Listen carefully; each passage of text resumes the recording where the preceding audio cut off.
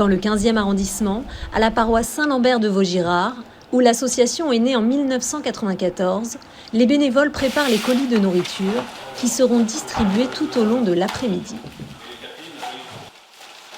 L'objectif le plus évident, c'est de simplement apporter des compléments alimentaires à pas mal de personnes, mais aussi de permettre à ces personnes qui sont isolées pendant les mois d'été d'avoir un lieu où elles peuvent venir, éventuellement rester.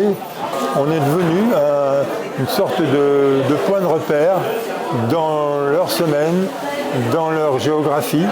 Une organisation bien rodée, portée par une trentaine d'hommes et de femmes qui choisissent de consacrer leur été aux autres.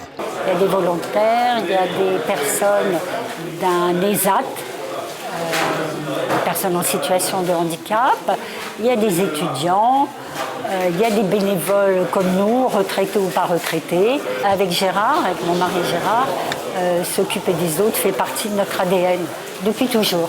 Et notre fils est venu nous aider, ce qui est très précieux. C'est évident que le message de l'Évangile, qui est l'ouverture aux autres, le service des autres, c'est la ligne directrice. Dès 15h, chacun des bénéficiaires est accueilli avec la même attention, quelle que soit sa religion. Bonjour. Au-delà des denrées alimentaires, les bénévoles offrent aussi un sourire, une présence et quelques instants d'échange, particulièrement précieux pendant cette période où la solitude peut se faire plus pesante.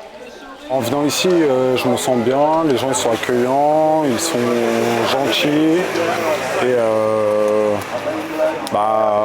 je suis content d'avoir cette aide justement parce que c'est compliqué en ce moment.